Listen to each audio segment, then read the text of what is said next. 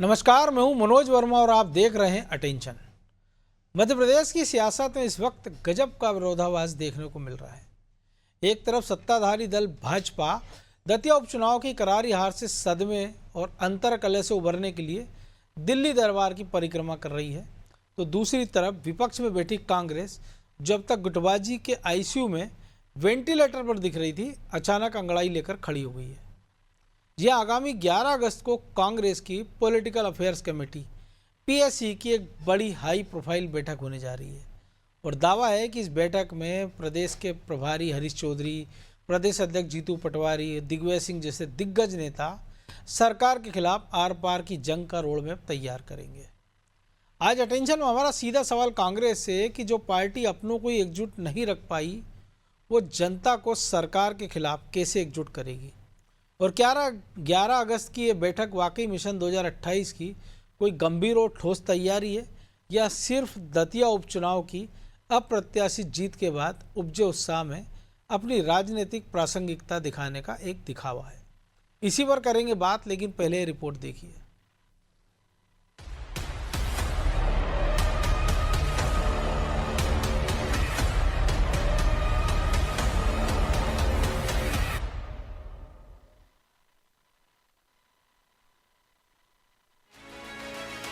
दो 2028 के विधानसभा चुनाव में अभी वक्त है, लेकिन कांग्रेस ने अभी से चुनावी बिसात बिछानी शुरू कर दी है।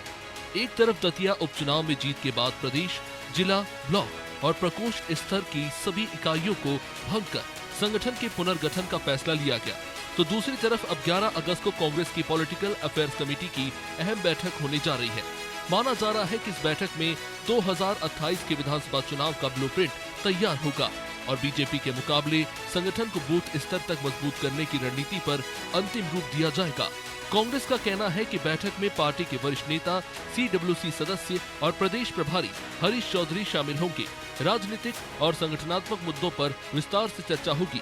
जिला और विधानसभा प्रभारियों को नई जिम्मेदारियां सौंपी जाएगी। गाँव से लेकर राजधानी तक स्थानीय मुद्दों को चिन्हित कर आंदोलन की रणनीति बनाई जाएगी, ताकि कांग्रेस प्रदेश भर में बीजेपी को लगातार घेर सके। 11 तारीख को भोपाल में हमने पॉलिटिकल अफेयर कमेटी की बैठक प्रदेश कांग्रेस कमेटी ने ऑर्गेनाइज की है और सबसे महत्वपूर्ण बात यह है कि सभी जिला कांग्रेस कमेटी के अध्यक्षों को, जिले के प्रभारियों को, विधानसभा के प्रभारियों को ये जिम्मेदारी दी गई है कि जितने भी स्थानीय मुद्दे हैं मध्य प्रदेश में, गांव से लेकर मध्य प्रदेश की राजधानी तक, उस सारे लोकल इश्यूज को वो वर्कआउट करें। इधर दतिया उपचुनाव के बाद अवधेश नायक को प्रदेश महासचिव की जिम्मेदारी देना भी कांग्रेस की बड़ी राजनीतिक रणनीति माना जा रहा है। चुनाव से पहले उनकी नाराजगी चर्चा में थी, लेकिन अब उन्हें संगठन में अहम जिम्मेदारी देकर कांग्रेस ने ये संकेत दिया है कि जो नेता पार्टी के साथ खड़े रहेंगे उन्हें संगठन में उचित स्थान मिलेगा। साथ ही ये कदम भविष्य में किसी तरह की नाराजगी या भीतर घात की संभावनाओं को कम करने की कोशिश के रूप में भी देखा जा रहा है। हालांकि कांग्रेस की रणनीति पर बीजेपी हमलावर है। कांग्रेस अपने संगठन सृजन के नाम पर चाहे पुरानी कार्यकारिणी का विसर्जन करे, कोई नए सृजन की घोषणा करे, कुछ भी करती रहे, कांग्रेस में वास्तव में कभी संगठन का निर्माण नहीं हो सकता। और ये तो कांग्रेस की न 23 में कोई संभावना थी, न 28 में कोई संभावना है।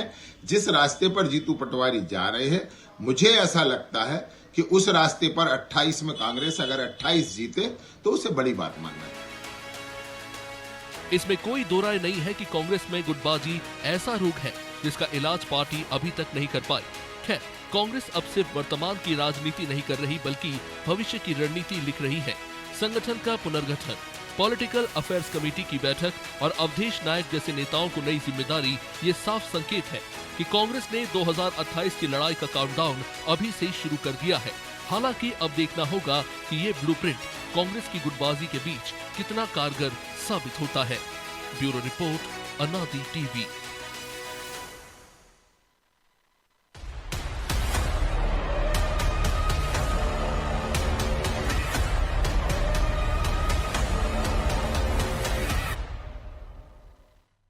कांग्रेस की इस बैठक के मायने क्या है, इसी को समझेंगे दो वरिष्ठ पत्रकार अशोक शुक्ला और खिलावन चंद्राकर के साथ। वो स्वागत है आप दोनों का। तो शुक्ला जी, दतिया में जीत मिली इसमें तो कोई शक नहीं, और बड़ी जीत है कांग्रेस की, एक संजीवनी की तरह। लेकिन ऐसा नहीं लग रहा है कि जैसे 2028 अभी से जीत लिया और कांग्रेस ने, ऐसा उत्साह है। तो इस बैठक में मुद्दे तमाम सारे उठाए जाएंगे पब्लिक से जुड़े, लेकिन बेहतर नहीं होता उसके पहले जो गुटबाजी का मर्ज है, जो हमको दतिया में भी देखने को मिला कि पहली बार ऐसा हुआ कि काउंटिंग के पहले किसी पूर्व विधायक जिसके पक्ष में पूरी पार्टी खड़ी थी, उसको पार्टी से निकालना पड़ा। तो एकजुटता पहले आ जाए, इसके बाद 28 की लड़ाई तो वैसे भी आधी आसान हो जाएगी। देखिए, अगर वो एकजुटता का इंतजार करेंगे या उसको प्राथमिकता में रखेंगे तो मुझे लगता है कि वो भारतीय जनता पार्टी की जो एक बड़ी राजनीतिक चुनौती उनके सामने, उसका सामना नहीं कर पाए।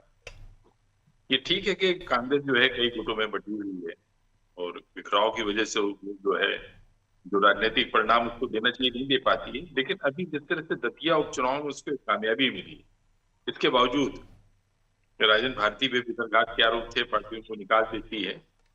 और एक चीज और देखने को मिल रही है कि भारतीय जनता पार्टी भी गुटबाजी का शिकार है। बिल्कुल, अभी दतिया में ही हमने देखा है। उसके पहले मैं बताता हूँ आपको, चित्रकूट उपचुनाव हुआ था 2017 में, तब भी ये स्थिति थी। 2020 में मध्य प्रदेश की रैगांव विधानसभा की सीट थी, पश्चिमा बागरी हारी थी, वहां पर तब भी ये स्थिति थी। तो गुटबाजी है, कहीं कम कहीं ज्यादा है। कांग्रेस के लिए ये बड़ा बूस्टर डोज है जो अभी दतिया उपचुनाव में जिस तरह से कामयाबी मिली, और कांग्रेस से ज्यादा ये जीतू पटवारी के लिए भी एक बड़ा बूस्टर डोज है। और इसी के चलते उत्साह में अब जीतू पटवारी ने 11 अगस्त को जो एक पीएसी की बैठक बुलाई है, उसमें वो तमाम तरह की घोषणाएं करेंगे। संगठन को किस तरह से मजबूत करना है, कैसे करना है, शायद उनको हाईकमांड ने जो है अब ये तय कर लिया होगा कि जीतू पटवारी एक काबिल नेतृत्व है प्रदेश में, उनको शायद फ्री हैंड कर दिया है कि आप जो है तरह से कार्यकारिणी आपको बनानी हो, मध्य प्रदेश में आप कार्यकारिणी बनाए, जैसे जो कुछ करना हो। तो ये कांग्रेस को तो बूस्टर डोज है ही, उससे ज्यादा ये जीतू पटवारी के लिए ये बूस्टर डोज है। और जीतू पटवारी अब उत्साह में है, और आप कह सकते हैं कि 2028 की तैयारी है। आखिर इनको लड़ना तो चुनाव ही है, बिल्कुल, और उसकी तैयारी अगर ये अभी से कर रहे हैं तो मुझे लगता है कि कांग्रेस की सेहत के लिए ज्यादा ठीक है ये। जी।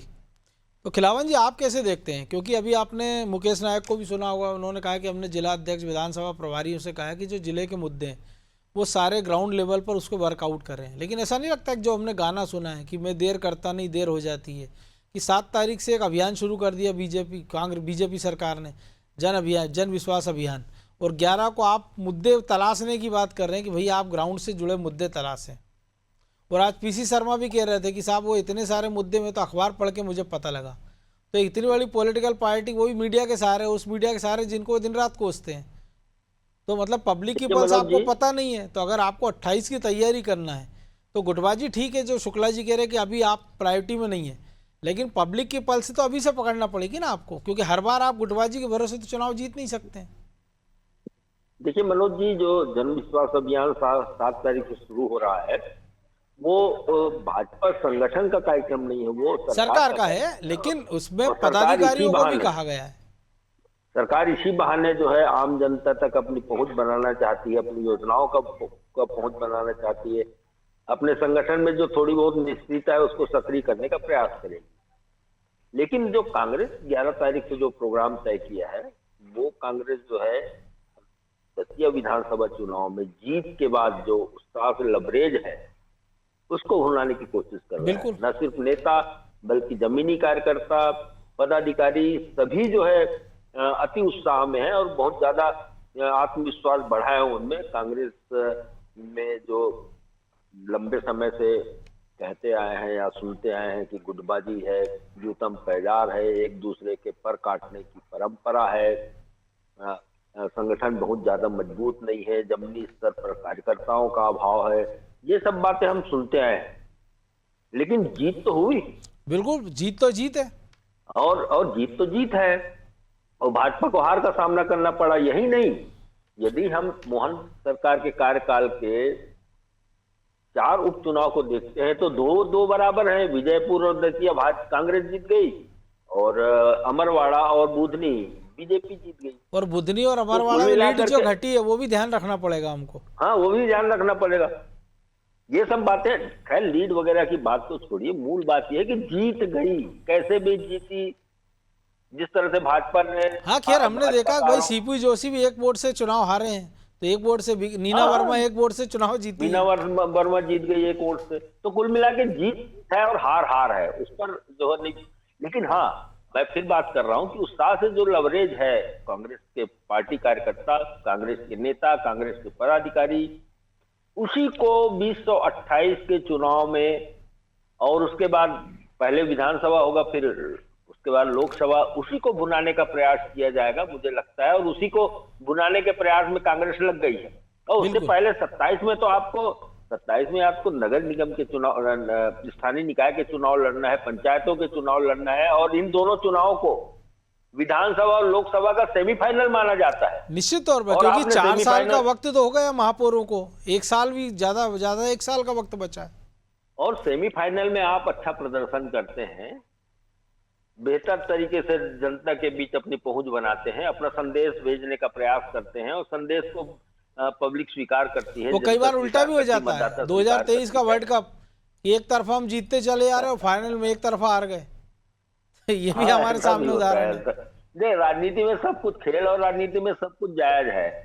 राजनीति में जो है कब क्या पलटी मार जाए ये पता नहीं चलता, और खेल में जो है कब कौन खिलाड़ी जो है, जो आधारित स्तंभ है टीम का, वो ढह जाए, ये सुनिश्चित नहीं। इसलिए जो खेल और राजनीति में सब कुछ अनिश्चित होता है, और इन अनिश्चितताओं के बीच जिस तरह से भाजपा समीक्षा कर रही हार को लेकर के, बहुत गंभीरता से समीक्षा कर रही है। जिस तरह से उन्होंने जो है सभी वैसे समझिए ना, आपकी 2 लोगों की कमेटी बनती है, गौरव रणदिवे, अंबाराम कराड़ा, और उससे कुछ घंटे बाद पूरी कार्यकारिणी भंग, दूसरे दिन बैठक हो जाती है, कार्यकारिणी भंग हो जाती है, और ऐसे लोगों की पहचान करने हो रही है जो भीतर घात के लिए सीधे जिम्मेदार हैं। तो कुल मिलाकर के भाजपा भी बहुत गंभीरता से इस चुनाव को ले रही है, और भाजपा भी इस हार को देखते हुए 2028 में किस तरह से हमारी कमियों को दूर करना है, इस तरह का प्रयास करेगी, ऐसा मुझे अंदाजा है। जी लेकिन शुक्ला जी, सीन ऐसा नजर आ रहा है अभी हाल फिलहाल में कि जो भाजपा वो कांग्रेस जैसी दिखने लगी, और कांग्रेस भाजपा जैसी, कि वो भी लगातार तुरंत एक्शन में आ गए हैं। पॉलिटिकल अफेयर्स कमेटी की मीटिंग बुला ली गई है, और ये बताया जा रहा है कि सब कुछ चाक चौबंद है, क्योंकि जिस प्रकार से जीतू पटवारी ने किसानों का मुद्दा उठाया मूंग खरीदी को लेके, ये बात हो रही है कि सरकार ने उन्हीं के संगठन की बात मानी और ये मूंग खरीदी को लेकर रियायत दी। तो एक दबाव में तो सरकार कहीं ना कहीं दिख रही है, और शायद इसी का फायदा कांग्रेस उठाती नजर आ रही।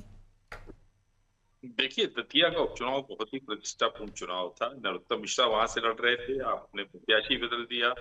आशुतोष तिवारी संगठन से जुड़े थे, संघ से जुड़े थे, उनको आपने टिकट दी, पर इसके बावजूद आप उसको जिता नहीं पाए, आप आशुतोष तिवारी को। ये पराजय मामूली पराजय नहीं है। और अब इसमें खुश हो सकते हैं कि बांकीपुर में तो राष्ट्रीय अध्यक्ष हार गए। वो ठीक है। तो मेरा कहने मतलब एक उम्मीद जगाई है कांग्रेस के लिए प्रदेश की राजनीति में, और मुझे लगता है कि जीतू पटवारी की कोशिश ये है कि उम्मीद की जो किरण है या लौ है, ये बुझनी नहीं चाहिए। इसलिए अब लगातार कांग्रेस खुद को सक्रिय रखेगी। अब इसको आप 28 के चुनाव से जोड़कर देखें, या उसके पहले जो महापौरों के, नगर निगम संस्थाओं के चुनाव है उससे जोड़कर देखें, लेकिन कांग्रेस अब इसको जगाकर रखेगी। जिस तरह से एक वहाँ चुनाव प्रभारी नियुक्त किए गए थे हमारे सतना के विधायक थे सिद्धार्थ कुशवाहा, ये रणनीति जिस तरह से कामयाब हुई है वहां पर, इसका सीधे श्रेय अभी जो है प्रदेश कांग्रेस अध्यक्ष भारत सिंह कुशवाहा सफल नहीं हो पाए, बीजेपी के सांसद ग्वालियर वाले, वो बगल में करिश्मा नहीं दिखा पाया दतिया में। देखिए, वहां शिवराज भी गए, आपके सिंधिया भी गए, और इसके बावजूद जो है आप आशुतोष तिवारी को नहीं जिता। शिवराज समर्थक तो कह रहे हैं भाई जिस बसई इलाके में वो गए थे वहां तो पार्टी को लीड मिल गई कांग्रेस के गढ़ में। उमा भारती ने आपसे कुछ देर पहले ट्वीट किया है, उमा भारती ने ट्वीट किया है कि भैया कोई नेता मुगालता नहीं पाले कि उनके कारण वोट बढ़े, अंततः हम दतिया हार गए हैं। हाँ, दतिया की हार से कांग्रेस का मनोबल बढ़ा हुआ है, और वो ये कोशिश कर रहे हैं कि अब कार्यकर्ताओं में जो उम्मीद जगी है ना कि हम मध्य प्रदेश में चुनाव जीत सकते हैं, हम कहीं भी किसी को हरा सकते हैं, तो अब इस उम्मीद को जगाए रखना चाहते हैं। और इस वजह से ये 11 अगस्त की जो पीएसी की बैठक है, तो उसमें भी आप देखिए जैसे वो जेल भरो आंदोलन की एक चर्चा चल रही है कि 6 लाख कार्यकर्ता जो जेल भरो आंदोलन करेंगे मध्य प्रदेश में, तो कांग्रेस अब लगातार सक्रिय रहेगी, और मुझे लगता है 2028 के चुनाव में जीतू पटवारी की एक महत्वपूर्ण भूमिका होगी। तो खिलावन जी, लेकिन एक और चीज़ है कि पूरे चुनाव की हम तमाम सारी बातें हो रही हैं, पॉलिटिकल अफेयर्स कमेटी की बैठक अपनी जगह है, लेकिन एक जो बड़ा एक एक्स फैक्टर है इस पूरे चुनाव में हम देखें, वो है ज्योतिरादित्य सिंधिया। क्योंकि जब वो गए थे तो हमने देखा था कि मंडल तक का कार्यकर्ता बीजेपी में चला गया और तो कहा जा रहा था ग्वालियर चंबल में कांग्रेस खत्म हो गई। कांग्रेस के बाद आज की तारीख में उस इलाके में कोई बड़ा जुझारू नेता बचा नहीं। डॉक्टर गोविंद सिंह थे, वो उम्र के जिस पड़ाव पर हैं तो हो सकता है अगला चुनाव भी वो ना लड़ें। ऐसे में पहले श्योपुर की हार, विजयपुर की और फिर दतिया की, तो कांग्रेस के पास एक बेहतर मौका है कि किसी युवा नेतृत्व को उस इलाके में तैयार किया जाए जो पार्टी को आगे ले जाए। क्योंकि बीजेपी सिंधिया का वो फायदा नहीं उठा पाई 20 में सरकार गिराने के बाद, क्योंकि ये 2 इलेक्शन उसकी गवाही दे रहे हैं। उसके बाद उपचुनाव हुआ ग्वालियर का, सतीश सिंह सिकरवार जीत जाते हैं। 55 साल बाद महापौर हार जाता है बीजेपी का वहाँ, 55 साल पहले जब हारा था उसके बाद, और सतीश सिकरवार की पत्नी जीत जाती है। तो एक जो बड़ा वैक्यूम है, तो मुझे लगता है पॉलिटिकल अफेयर्स कमेटी की मीटिंग में इस पर भी चर्चा होना चाहिए। क्योंकि जयवर्धन ने जिस प्रकार से सक्रियता दिखाई है वहाँ, तो एक स्पेस है वहाँ पे। देखिए मनोज जी, मेरा मानना है कि जब ज्योतिरादित्य सिंधिया पार्टी से अलग हुए थे, कांग्रेस से अलग हुए थे, तब बहुत ज्यादा प्रभाव था उनका। जब उपचुनाव हुए उस समय, जो उपचुनाव हुए उसमें लगभग 80% कैंडिडेट फिर से जीत के चुनाव आ गए। तो कुल मिलाकर के उसके बाद देखिए, अभी डॉक्टर मोहन के शासनकाल में सरकार में है भाजपा, और उस दौरान उस क्षेत्र में, ग्वालियर चंबल क्षेत्र में जो सिंधिया का प्रभाव वाला क्षेत्र माना जाता है, उस क्षेत्र में 2 उपचुनाव हुए और दोनों में कांग्रेस को जीत मिली, भाजपा को हार मिली।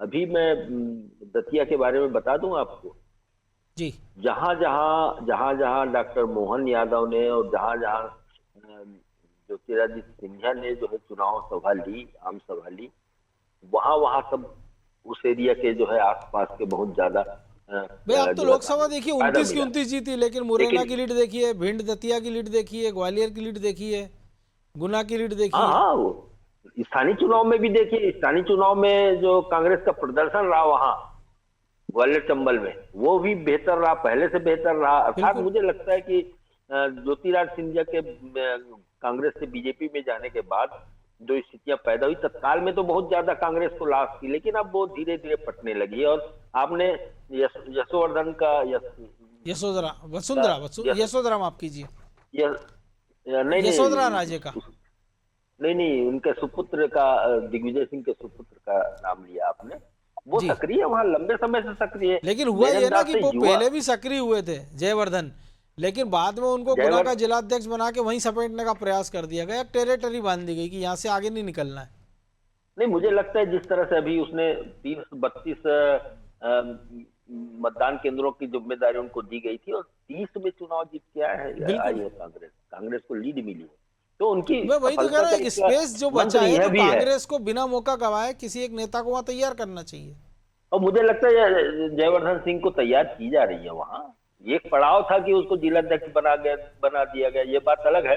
तो जिलाध्यक्ष रहते हुए सक्रिय हो सकते हैं, विधायक तो है ही ऑलरेडी वो, और उनके पिता का प्रभाव क्षेत्र भी रहा है वहाँ काफी लंबे समय से।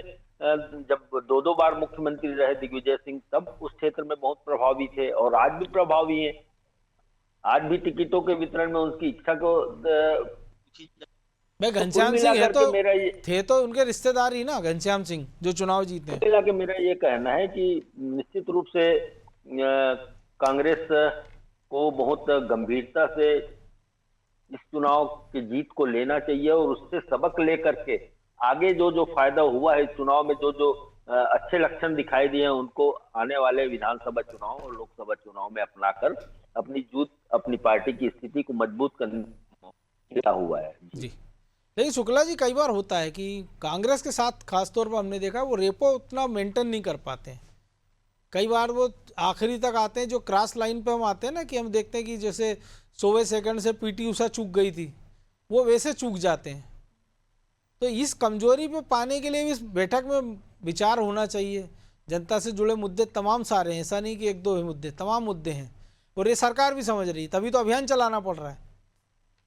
देखिए, 11 तारीख की बैठक के बाद में ये फिर देखने में आएगा कि कौन से मुद्दे उठाए जाते हैं।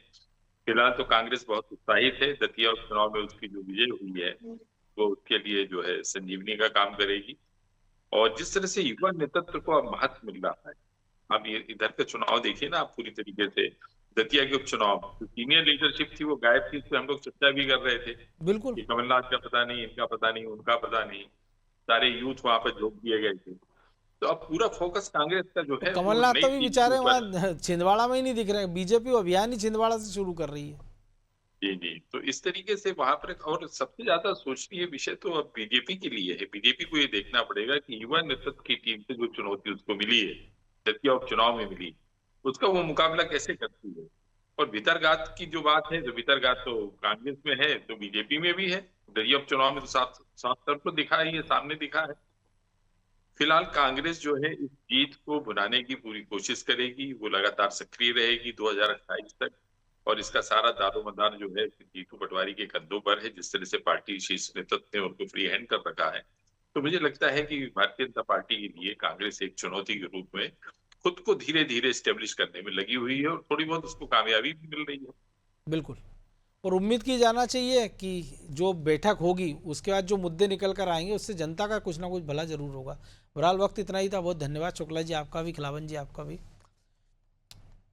तो प्रदेश की राजनीति में इन दिनों सियासी विषाद पर चालें दोनों तरफ से चली जा रही है। एक तरफ बीजेपी विश्वास अभियान के जरिए जनता के बीच पेड़ मजबूत कर रही है, तो दूसरी तरफ दतिया उपचुनाव की हार और अंदरूनी कलह ने उसके माथे पर चिंता की लकीरें खींच दी हैं। और कांग्रेस इसी कमजोरी को भांपकर 11 अगस्त की बैठक से बड़े पलटफेर की तैयारी में है। लेकिन सवाल वही है कि क्या कांग्रेस बंद कमरों की बैठकों से बाहर निकलकर बीजेपी के भारी भरकम जमीनी तंत्र का मुकाबला कर पाएगी, और क्या भाजपा अपनों के अविश्वास के बीच जनता का विश्वास दोबारा जीत पाएगी। और मिशन 2028 की ये जंग अब बेहद दिलचस्प हो चुकी है। अटेंशन में आज के लिए बस इतना ही। मुझे दीजिए इजाज़त और आप देखते रहिए अनादि टीवी। नमस्कार।